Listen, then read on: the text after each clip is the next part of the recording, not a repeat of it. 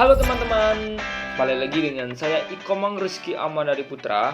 Nah, di kesempatan kali ini saya akan menjelaskan tentang bagaimana cara kerja sistem refrigerasi absorpsi. Dasar siklus absorpsi disajikan pada gambar ini. Pada gambar ini ditunjukkan adanya dua tingkat tekanan yang bekerja pada sistem, yaitu tekanan rendah yang meliputi proses penguapan di evaporator dan penyerapan di absorber, dan tekanan tinggi yang meliputi proses pembentukan uap di generator dan pengembunan di kondensor. Siklus absorpsi juga menggunakan dua jenis zat yang umumnya berbeda. Zat pertama disebut penyerapan, sedangkan yang kedua disebut refrigeran. Selanjutnya, efek pendinginan yang terjadi merupakan akibat dari kombinasi proses pengembunan dan penguapan kedua zat pada kedua tingkat tekanan tersebut. Proses yang terjadi di evaporator dan kondensor sama dengan pada siklus kompresi uap. Kerja siklus secara keseluruhan adalah sebagai berikut. Proses 1-2 atau 1-3. Larutan encer campuran zat penyerap dengan refrigeran atau konsentrasi zat penyerap rendah masuk ke generator pada tekanan tinggi.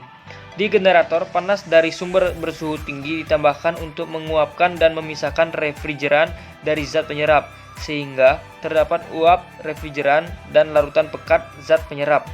Larutan pekat campuran zat penyerap mengalir ke absorber dan uap refrigeran mengalir ke kondensor.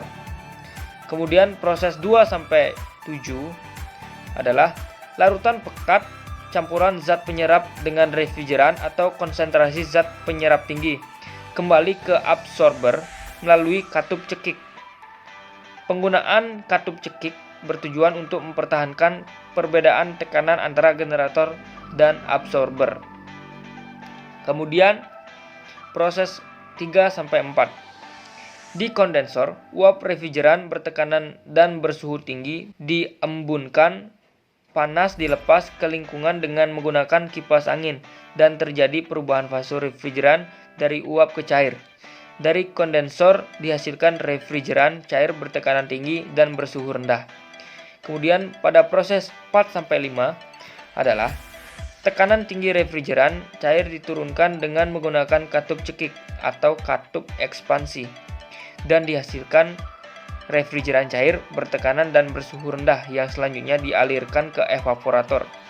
Kemudian pada proses 5-6 adalah di evaporator, refrigeran cair mengambil panas dari lingkungan yang akan didinginkan dan menguap sehingga terjadi uap refrigeran bertekanan rendah.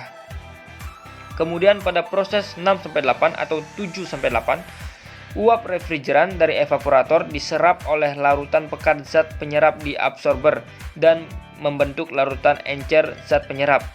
Jika proses penyerap tersebut terjadi secara adiabatik, terjadi peningkatan suhu campuran larutan yang pada gilirannya akan menyebabkan proses penyerapan uap terhenti.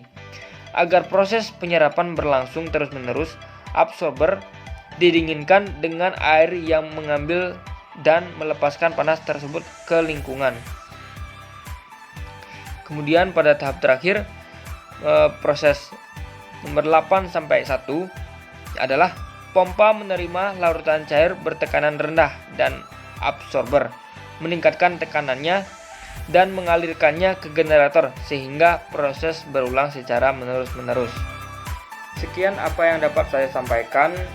Semoga bermanfaat bagi teman-teman.